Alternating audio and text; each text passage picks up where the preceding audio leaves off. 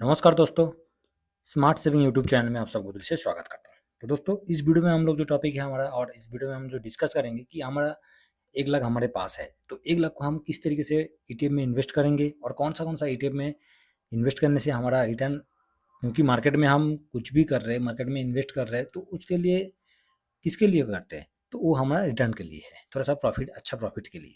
तो चलिए, अभी का टाइम पे मार्केट जो जिस तरीके से करेक्शन ले चुका है और आशा करता हूँ अभी का टाइम पे सबको ऑलरेडी सब दिखाई दे रहा है कि मार्केट में थोड़ा-सा करेक्शन लिया है, अच्छा खासा 12% के आसपास करेक्शन लिया है। जिस तरीके से हम कल डिस्कस किए थे कि 23,400, तो 23,400 का लेवल आपको तो आज क्रॉस करने नहीं दिया, उसके नीचे ही क्लोजिंग हुआ। उसके ऊपर क्लोजिंग होने से थोड़ा-सा हम पॉजिटिव व्यू लेके चलना था। तो बढ़िया है, कोई खराब नहीं है, जो है जैसा है ठीक है। हम लोग ईटीएफ में इन्वेस्ट कर रहे हैं और सबसे मेन चीज़ है, नया जो बिगिनर है, नया इन्वेस्टर है, तो वो चीज़ बता दूँ, जो ईटीएफ क्या है? ईटीएफ आपका दोस्तों, ईटीएफ आपको एक्सचेंज ट्रेड फंड है और जो कि इंडेक्स को कवर कर रहे हैं। तो हम लोग कहाँ इन्वेस्ट कर रहे हैं दोस्तों? हम लोग इंडेक्स को कवर कर रहे हैं, हम लोग कोई स्टॉक में नहीं कर रहे हैं। तो स्टॉक के जैसा इसमें बाय सेल भी कर सकते हैं, जब मन चाहे आप बाय कर लीजिए, जब मन चाहे आप सेल कर लीजिए, मगर आपका क्या होगा? एक स्टॉक में इन्वेस्ट नहीं होगा। आपका कम से कम, आप कोई भी इंडेक्स में कर रहे हो, वो इंडेक्स के ऊपर, चाहे निफ्टी 50 होगा तो आपका 50 स्टॉक में शामिल होगा आपका पैसा, मिड कैप में होगा तो 150 स्टॉक में आपका पैसा शामिल होगा, स्मॉल कैप में होगा तो 250 स्टॉक में आपका पैसा इन्वेस्ट होगा। तो इस तरीके से हम इंडेक्स को कवर कर रहे हैं, ठीक है। तो हमारा जो 1 लाख रुपया होगा, तो 1 लाख को हमने कहाँ कहाँ इन्वेस्ट करने से सही होगा? इससे पहले भी मैंने 1 लाख के ऊपर किस तरीके से 1 लाख का पोर्टफोलियो बनाना चाहिए, इस तरीके से 1 लाख का पोर्टफोलियो हम बनाएंगे, तो मैं भी ऑलरेडी बनाया हूँ और हर चीज़ को आप लोगों के साथ मैं शेयर करते रहता हूँ। तो हम लोग 4 ईटीएफ के बारे में बात करेंगे, जो कि एक तो आपका दोस्तों स्मॉल कैप 250, तो इसका थोड़ा-सा रिटर्न देखेंगे, उसके बाद हम चार्ट में जाके डिस्कस करेंगे। तो इसका 1 साल में रिटर्न आप देख सकते हैं 15.85, तो 15% का रिटर्न देते हुए दिखाई दे रहा है। दूसरा क्या है? ईबी इंडिया, ये नया है, फिर भी ये इंडेक्स भी नया है और इसका मार्केट में अभी 2 ही ईटीएफ है, एक तो मैरिसिट का है और दूसरा ग्रो का है। तो ये निफ्टी ईबी को कवर कर रहा है, मतलब जो ऑटो बीज है, निफ्टी ऑटो सेक्टर है, तो ऑटो सेक्टर का जो इंडेक्स है उसको सिर्फ ऑटो के ऊपर, और इसमें क्या है, थोड़ा सा इसको मॉडिफाई करके ईवी ऐड कर दिया गया है, तो इसलिए ये फ्यूचर के लिए भी अच्छा आएगा। तो 1 साल का रिटर्न आपको इसमें कुछ दिखाई नहीं देगा, क्योंकि 12% डाउन होते हुए दिखाई दे रहा है, ठीक है। उसके बाद तीसरा में क्या है दोस्तों? तीसरा में इंफ्रा। तो इंफ्रा को क्यों ऐड किया? क्योंकि आप देख सकते हैं कि दूसरा कंट्रीज का इंफ्रा जिस तरीके से डेवलपमेंट किया हुआ है, उसके आधार पर अपना जो इंडिया का इंफ्रास्ट्रक्चर जो है, वो बहुत पीछे है।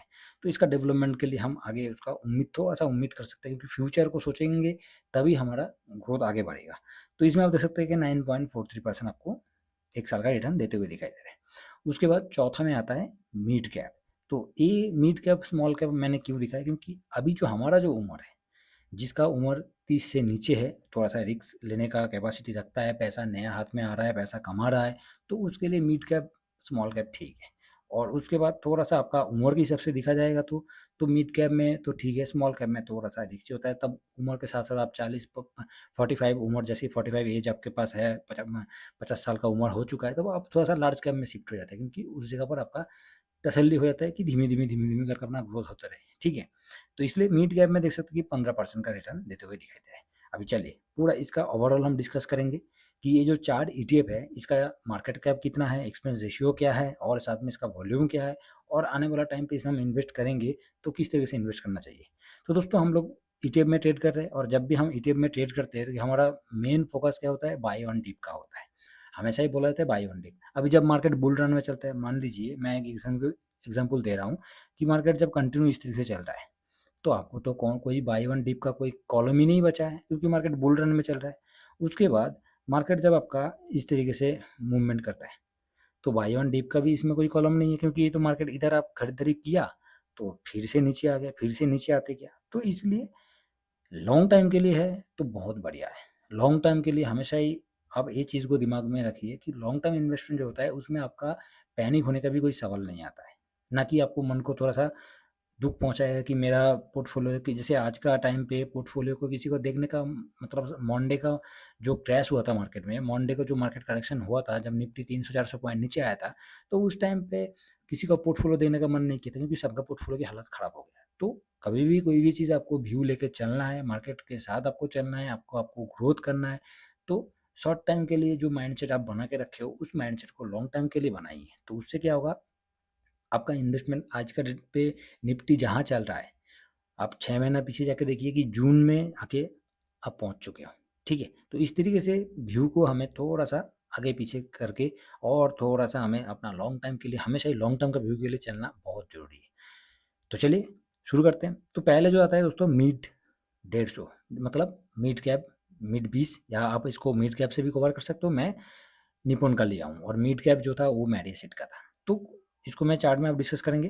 तो आप देख सकते हैं कि ये 6 महीना से आपको जून तक, तो अभी का टाइम पे आप जून में पहुँच गए हो, ठीक है? अभी जहाँ चलते हुए दिखाई दे रहे, तो ये आपको जून में पहुँचा दिया है। मैं थोड़ा इसको बड़ा कर देता हूँ, ठीक है? तो अभी आपको कहाँ दिखाई दे रहा है? आप जिस जगह पर अभी बैठे हो, मतलब जिस जगह पर आपका आज खरीदारी है, तो उसके आधार पर दिखा जाएगा, तो आप जून महीने में पीछे चले गए हो। तो कितना महीना हो गया? कम से कम आपका 6 महीना हो चुका है। 6 महीना पीछे आप चलते हो, जनवरी छोड़ दो तो 6 महीना पीछे आप चल रहे हो। तो इस जगह पर आपका इन्वेस्टमेंट एक अच्छा इन्वेस्टमेंट हो सकता है, ठीक है?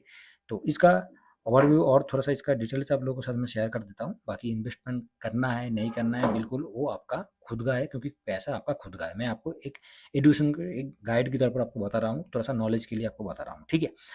तो मिड कैप में आप देख सकते हैं, इसका जो एयूएम है, मार्केट कैप है 19,014, ठीक है? 1914 करोड़ का, 1914 करोड़ का इसका एयूएम है। तो मार्केट कैप कोई खराब नहीं, ठीक-ठाक है, ठीक है? तो इसमें स्टॉक देख सकते हैं 149 स्टॉक है। कौन-सा-कौन सा स्टॉक है वो भी मैं इस जगह पर दिखा देता हूँ, तो जिससे कि कम से कम आप लोगों को समझने के लिए आसान हो जाएगा। बाकी इसका एक्सपेंस रेशियो जो है 0.21, ठीक-ठाक ही है, कोई खराब नहीं है। तो ओवरऑल इसका जो स्टॉक इसमें जो होल्ड करके चल रहा है, ये जो इंडेक्स है, इसमें अगर आपको लग रहा है कि मैंने स्विट्ज़रलैंड में मेरे को इन्वेस्ट करना है, तो भाई साहब स्विट्ज़रलैंड भी इसमें शामिल है, और इसका वेटेज आप देख सकते हैं कि कितना है, 2.16, ठीक है? बीएससी में मेरे को करना है, तो बीएससी भी इसी मिड कैप में शामिल है, जो कि 2.12% का वेटेज लेके चल रहा है। अभी कोई बोलता है कि ईटीएफ में बोरिंग जैसा होता है, ईटीएफ में रिटर्न नहीं बनता है, मगर आप ये चीज़ को थोड़ा-सा नेगेटिव व्यू की तरफ मत सोचिए और पॉजिटिव व्यू थोड़ा-सा सोच लीजिए कि पैनिक होने के लिए स्टॉक में आपको किस तरीके से पैनिक होता है और ईटीएफ में किस तरीके से पैनिक होता है। सबका लॉस होता है, सबका पोर्टफोलियो रेड होता है, मगर आपका ईटीएफ में 4% ईटीएफ गिरा होगा, तो उसी जगह पर कोई स्टॉक 14% भी गिर सकता है, ठीक है? वो सिंगल स्टॉक होगा और आपका ये एक बास्केट है, ठीक है? तो इस तरीके से इसमें आप देख सकते हैं, डिक्सन से लेके, लुपिन से लेके, फेडरल, एचडीएफसी, उसके बाद इंडस टावर, गोदरेज, वोल्टास, मतलब टोटल देखा जाएगा तो 150 स्टॉक में आपका पैसा लगेगा। मतलब इसका जो भी आपका ₹1 भी पैसा लगेगा, वो कहाँ लग रहा है? वो आपका 150 स्टॉक में डिवाइडेड हो रहा है। ठीक है दोस्तों? तो फर्स्ट तो हो गया मिड 150 जो कि मिड कैप 150 को कवर कर रहा है। दूसरा इंफ्रा, और इंफ्रा में आप इसका रिटर्न वगैरह देख सकते हैं कि 1 साल में 9.15, जो कि मैंने अभी दिखाया, और साथ में इसका इसका मार्केट कैप थोड़ा छोटा है, क्योंकि इंडेक्स भी छोटा है, तो मार्केट कैप छोटा है। 115 करोड़ का मार्केट कैप है, और साथ में इसका एयूएम में आप देख सकते हैं कि इसका जो एक्सपेंस रेशियो है 0.50, थोड़ा सा एक्सपेंस रेशियो ज़्यादा लगा है, थोड़ा सा ज़्यादा है, 0.50 मतलब 50 के आसपास है, थोड़ा सा ज़्यादा ही है, कम इसको कम नहीं बोल सकते, थोड़ा ज़्यादा है। मगर इसमें आप देख सकते हैं इसका जो होल्डिंग है, रिलायंस इंडस्ट्री 20.13, उसके बाद Bharti Airtel, L and T, NTPC, power grid, UltraTech, oil and natural gas, उसके बाद अदानी पोर्ट, इस तरीके से आपको Tata power, Siemens, DLF, Bharatiya petroleum, GAIL, Indian oil, तो इस तरीके से आपका इसमें Ashok Leyland, Bharat, total MRF, मतलब जो स्टॉक आप चाहते हो, जो स्टॉक में आपका इन्वेस्ट करना है, उसी तरीके से हर एक इंडेक्स को आप थोड़ा सा मेहनत करके देखोगे कि मैं इस स्टॉक में इन्वेस्ट करना चाहता हूँ, मैं तो ये स्टॉक कौन सा इंडेक्स में शामिल है, तो आप थोड़ा सा ढूंढोगे तो आपको ज़रूर मिल जाएगा, कोई ना कोई स्टॉक कोई ना कोई इंडेक्स में ऑलरेडी शामिल होता है। ठीक है दोस्तों? तो ये तो इंफ्रा हो गया, दूसरा हो गया। तीसरा में चलते हैं, तो तीसरा में जो है ईवी, और ये बहुत ही नया इंडेक्स है, और साथ में ईटीएफ भी नया है, तो इसके ऊपर थोड़ा सा फ्यूचर के लिए हम फोकस करके चल सकते हैं। बाकी 1 साल का रिटर्न आपको कुछ दिखाई नहीं देगा, सिर्फ ड्यूरिंग ईयर में भी कुछ नहीं है, 6 मंथ में देखेंगे तो 12% डाउन है, और 1 महीने में 6.29% डाउन होते हुए दिखाई दे रहा है। ये मेडिसिट का है, इसका मार्केट कैप छोटा है, 165 करोड़ का मार्केट कैप है, और इसका एक्सपेंस रेशियो देखेंगे तो 0.45% इसका एक्सपेंस रेशियो है, ठीक है? तो ठीक है, नया है, थोड़ा सा टाइम तो लगेगा ही, और सबसे मेन चीज़ है इसमें हम लोग ऑटो सेक्टर को कवर कर रहे हैं, तो उससे अच्छा ईवी मेरे को इसलिए सही लगा क्योंकि ऑटो सेक्टर में जो शामिल है इसमें भी वही शामिल है। उसमें सिर्फ ऑटो शामिल है और इसमें क्या है, मॉडिफाई बना हुआ है, महिंद्रा है, टाटा मोटर्स है, मारुति सुजुकी है, बजाज है, एल&टी, केपीआईटी, सोना builder, Reliance, Bosco, Tata chemical, Tata Elxsi. अब देख सकते हो इसमें जो मतलब वही होता है ना कि थोड़ा सा चटपटी होना सा खाने में कुछ भी चटपटी होने से खाने का स्वाद ही अलग होता है, तो ये वो चटपटी वाला है। ठीक है, इसमें वो चटपटी वाला है जो कि ऑटो में नहीं है। मतलब निफ्टी ऑटो जिसको हम ऑटो 20 से कवर कर रहे हैं उसमें सिर्फ ऑटो शामिल है। उसमें सिर्फ सिंपल तरीके से मतलब देसी आदमी जिस तरीके से चिकन वगैरह बनाता है ना, हम तो नॉनवेज वाले हैं तो चिकन मच्छी यही चीज़ के हमेशा ही डिस्कस करें करते रहते हैं और इसी चीज़ का एग्जाम्पल देते रहते हैं। तो वही सेम कहानी है, मगर उसमें भी ऑटो है, इसमें भी ऑटो है, मगर इसमें थोड़ा-सा चटपटी मसाला अलग से बना के रखा हुआ है, बस। तो इसलिए इसका थोड़ा-सा वैल्यू भी बढ़ चुका है, ठीक है? तो ये तीसरा ईटीएफ है दोस्तों। चौथा में आते हैं स्मॉल कैप। भाई साहब इसको तो पकड़ना बहुत मुश्किल है, अभी थोड़ा-सा नीचे आया है तो ठीक है, नहीं तो 15% का रिटर्न दिया है और अभी गिरावट के बाद भी 15% आपको दिखाई दे रहा है, बताइए। गिरावट के बाद भी 15% आपको दिखाई दे रहा है, तो आप समझ सकते हैं कि इसका रिटर्न किस तरीके से बना हुआ है। ठीक है, ये तो अभी तो बीच में तो मतलब हाथ में पकड़ने वाला नहीं था, इसका मूवमेंट इस तरीके से हो रहा था, तो बहुत ही बढ़िया है। ये निफ्टी स्मॉल कैप 250 स्टॉक को कवर करता है जिसमें 250 आपका स्मॉल कैप शामिल है। कौन सा है, क्या-क्या है, वो भी आगे हम डिस्कस करेंगे। उससे पहले आप देख सकते हैं इसका मार्केट कैप 759 करोड़ का मार्केट कैप है। साथ में इसका एक्सपेंस रेशियो भी देख सकते हैं, बहुत ही इसका एक्सपेंस रेशियो ठीक-ठाक है। इसका एक्सपेंस रेशियो कोई ख़राब नहीं है, 0.20 इसका एक्सपेंस रेशियो है। और साथ में इसका जो स्टॉक आप देख सकते हैं कि स्टॉक इसमें तो पहले ही सीडीएसएल हो चुका है, एमसीएक्स है, उसके साथ ब्लू स्टार है, मतलब जितना भी आपको स्मॉल कैप में है, ठीक है, वो इसमें आपको शामिल मिलेगा। और एक स्टॉक नहीं है दोस्तों, दिमाग में बिल्कुल इस चीज़ को रखें कि मेरा पैसा जो है एक स्टॉक में नहीं जा रहा है, मेरा पैसा 250 स्टॉक में जा रहा है। इस दिमाग में यही चीज़ को थोड़ा-सा पॉजिटिव व्यू के साथ हम लेके चलेंगे, तो हमारा इन्वेस्टमेंट भी सही होगा और हम अपना प्रॉफ़िट को भी जनरेट कर सकते हैं।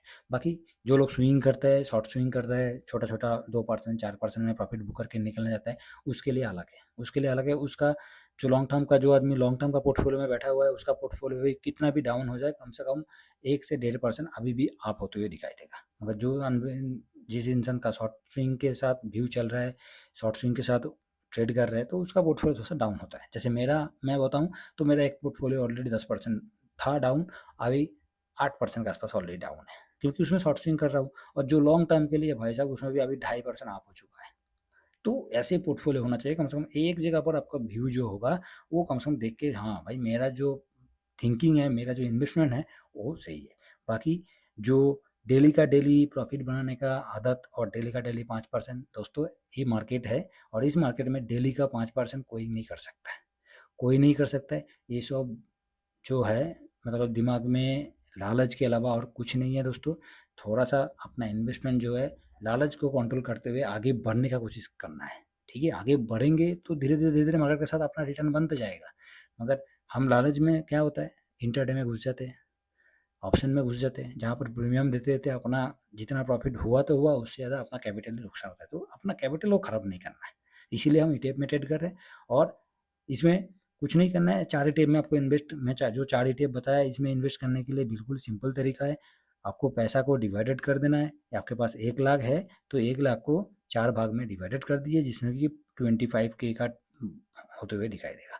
तो ये 25 के जो है, ये आपको एक साथ भी नहीं लगाना है, इसको आपको हर एक मौके पे, हर एक टाइम पे बाँट-बाँट के धीरे-धीरे, धीरे-धीरे एसआईपी का मूड में आप चलते रहिए। जैसे म्यूचुअल फंड में एसआईपी आपको महीने में चलता है, तो इसमें महीने में 1 बार म्यूचुअल फंड में होता है। इसमें हो सकता है महीने में आपको 2 से 3 बार, 4 बार मौका मिल जाए एसआईपी करने के लिए, तो पैसा भी आपका धीरे-धीरे लगता जाएगा, आपका इन्वेस्टमेंट होता जाएगा। मगर दोस्तों ये जो है, ये मैं लॉन्ग टर्म के व्यू के लिए बात किया हूँ। ठीक है दोस्तों? तो चलिए, आशा करता हूँ कि अपना जो व्यू था, मेरा जो व्यू था कि 1 लाख को हम कहाँ से किस ईटीएफ में इन्वेस्ट करना चाहिए, कौन-सा इंडेक्स में इन्वेस्ट करना चाहिए, ये समझने के लिए बहुत ज़रूरी था। बाकी और जितना भी ईटीएफ है कोई ख़राब नहीं है, ऐसे नहीं कि यही ईटीएफ अच्छा है, और भी निफ्टी है, उसका सीपीएससी को देख सकते हैं कि सरकारी कंपनी है, बहुत बढ़िया तरीके से रिटर्न दिया हुआ है। आईसीआई बी22 है, वो भी अच्छा खासा रिटर्न दिया हुआ है। तो उसके हिसाब से देखा जाएगा तो हर एक ईटीएफ अच्छा है, हर एक ईटीएफ में रिटर्न दिया हुआ है क्योंकि हम लोग इंडेक्स को कवर कर रहे हैं। तो इसमें से जो आपको पसंद आए उसमें आप अपना पैसा को इन्वेस्ट कर सकते हैं, मगर एक जगह पर कभी भी एक साथ पैसा मत लगाइए। इसका ये मार्केट है और मार्केट हमेशा ही थोड़ा-सा एक तरफा नहीं चलता है।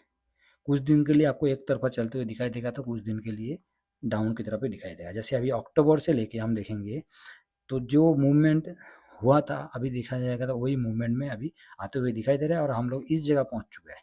मतलब ये मान के चलिए कि जून और ये अभी चल रहा है जनवरी। तो मार्केट इस तरीके से चलता है। अभी क्या कंटिन्यू नीचे आएगा, थोड़ा सा नीचे आएगा, पैनिक होगा, उसके बाद धीरे धीरे धीरे धीरे करते मार्केट ऊपर चलता रहेगा और ओवरऑल मार्केट को ऊपर ही जाना है क्योंकि हम लोग इंडेक्स में ट्रेड कर रहे हैं। ठीक है दोस्तों, तो छोटा सा व्यू था, पसंद आया जरूर एक लाइक कर दीजिएगा। चैनल में अभी तक सब्सक्राइब नहीं किया तो चैनल को सब्सक्राइब कर लीजिएगा। चलिए नेक्स्ट वीडियो में मिलते हैं। Thank you very much. जय हिंद, जय भारत।